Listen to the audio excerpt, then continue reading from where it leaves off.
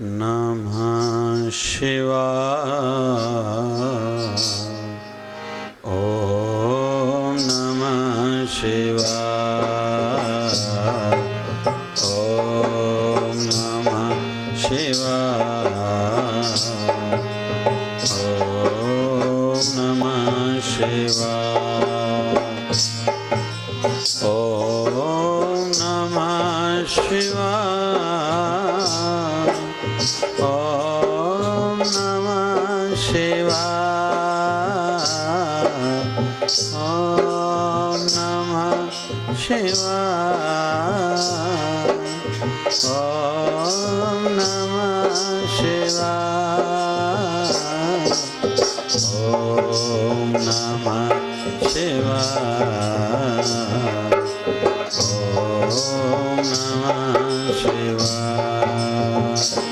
ओम नमः शिवाय। ओम नमः शिवाय। ओम नमः शिवाय। ओम नमः शिवाय।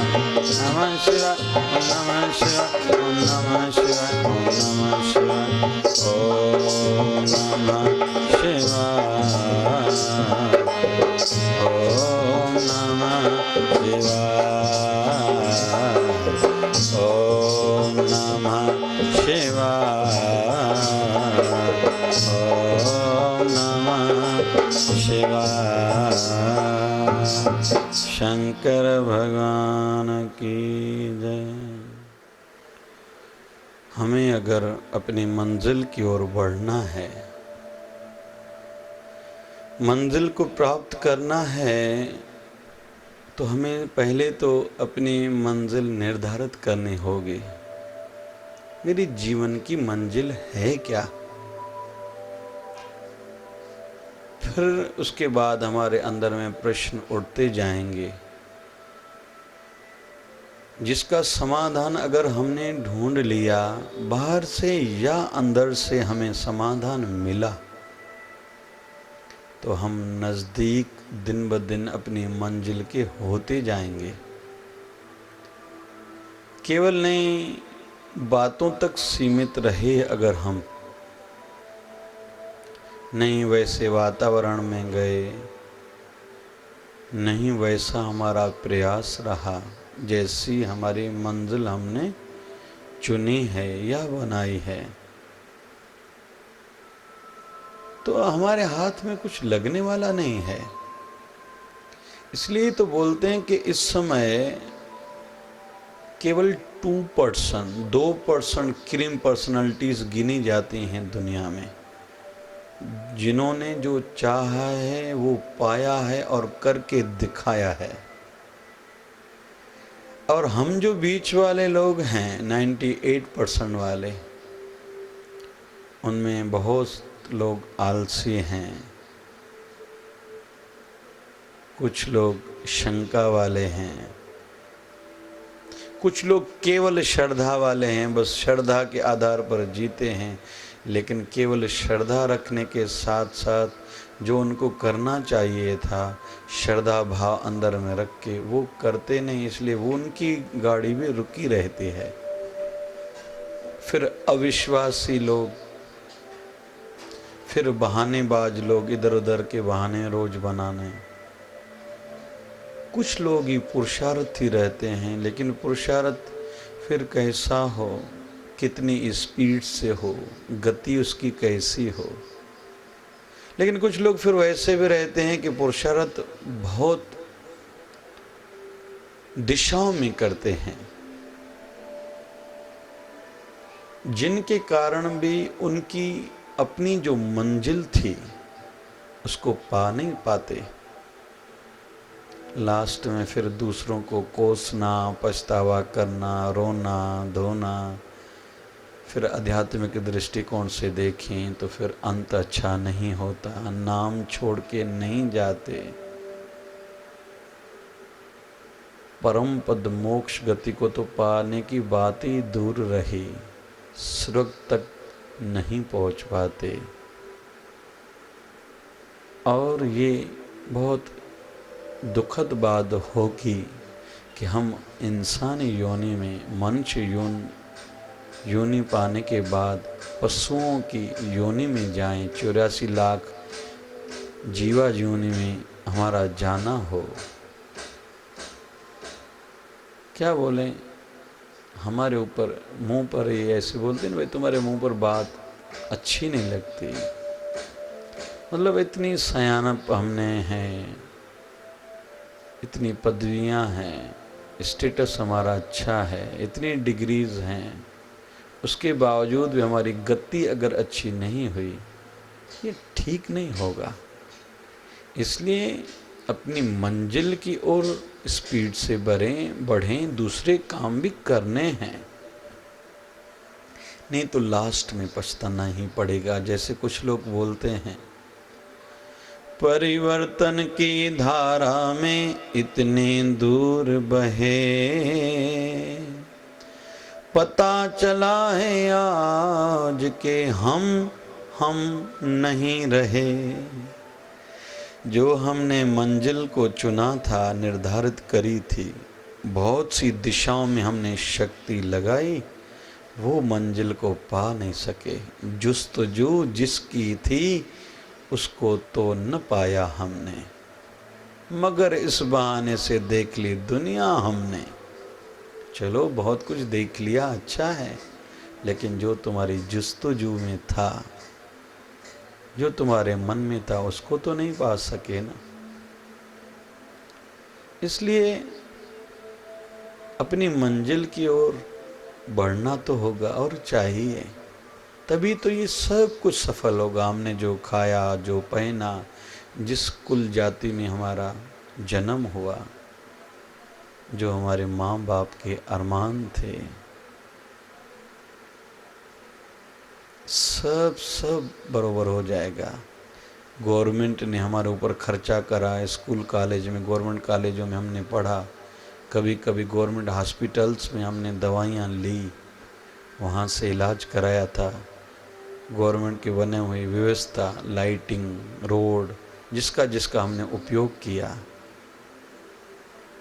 या खेती बाड़ी वाले जो लोग हैं, किसान हैं, उनने हमारे लिए अनाज बोया था, उनके माध्यम से हमारा पेट आज भर रहा है। कपड़े ओढ़े हुए, शरीर को ढके हुए चलते हैं। रुई काटन उन्होंने बोई थी, फिर काटन से किसी ने धागा बनाया, किसी ने कपड़ा बनाया, कुछ लोगों ने पैकिंग करी होगी, कहीं डिस्ट्रीब्यूटर के पास माध्यम से होलसेलर के पास माल आया होगा, रिटेलर के पास, किसी टेलर ने हमारे ये ड्रेस सी थी, किसी काम वाली बाई ने कपड़े धोए, किसी घर के व्यक्ति ने प्रेस किए थे। तो ये सब सजाया तब होगा, सार्थक तब होगा, जब हमारे जीवन का लक्ष्य, मंजिल हमने पा ली। नहीं तो ठीक है भाई। इसलिए मंजिल की ओर बढ़ना है तो उसको समझना है। जैसे स्वामी विवेकानंद जी महाराज आए थे गुरु माँ के पास कि हे माता जी, मैं शारदा जी, माँ शारदा जी, मैं अभी जा रहा हूँ विदेश, मुझे आपका आशीर्वाद चाहिए। माँ शारदा जी ने उस समय बुला के कहा, विवेकानंद, वो सामने चाकू पड़ा है, लेके तो आना। नाइफ स्वामी विवेकानंद लाए। जब माँ की ओर वो चाकू बढ़ाया, माँ शारदा देवी जी ने जब देखा कि विवेकानंद जो नोकदारी, जिससे चाकू से कोई सब्जी, फ्रूट आदि काटा जाता है, वो अपने हाथ में लिया, और सुरक्षित वाला जो चाकू का भाग है जिससे हम हाथ से पकड़ते हैं, वो माँ शारदा की ओर बढ़ाया। माँ ने जब ये देखा तो बोलने लगे, हे विवेकानंद, तू अभी जा सकता है, और मुझे पक्का विश्वास है तू सफल भी होगा। और वहाँ फिर एक्सप्लेनेशन, उनने क्लियरिफिकेशन भी दी, समझाया कि मैंने ये किस आधार पर तुम्हें बोला। क्योंकि विवेकानंद, मैंने देखा तूने नोकीला भाग चाकू का अपने हाथ में रखा, इसका मतलब है तू खुद को दुख दे के सुख दूसरों को सुख पहुंचाने का भाव अंदर में रखता है, वैसा प्रयास और सोच तुम्हारी है, ऐसे व्यक्ति जहाँ भी जाएंगे सफल ही होते हैं। तू जहाँ भी जाएगा तुझसे बहुतों को लाभ होगा। मुझे पक्का विश्वास है तुम्हारी प्रगति हर क्षेत्र में होगी जहाँ जहाँ तू जाएगा। इसलिए मंजिल जो हमने निर्धारित करी है उसके नियम भी समझने होंगे। जैसे आज के युग में बहुत लोग चाहते हैं मेरी साधना सिद्ध हो, लेकिन उसके भी नियम हैं। कामी क्रोधी लालची इनसे भगत न होय, भगत करे कोई सूरमा जाति वर्ण कुल खोय। भाई जिनको भक्ति करनी है उनको विकारों को छोड़ना होगा। पहले काम क्रोध और लोभ, इनके जिनके जीवन में ये तीनों हैं, और श्रीमद् भगवद गीता को देखें उनके आधार पर तो ये नरक के 3 दरवाजे हैं, काम क्रोध और लोभ।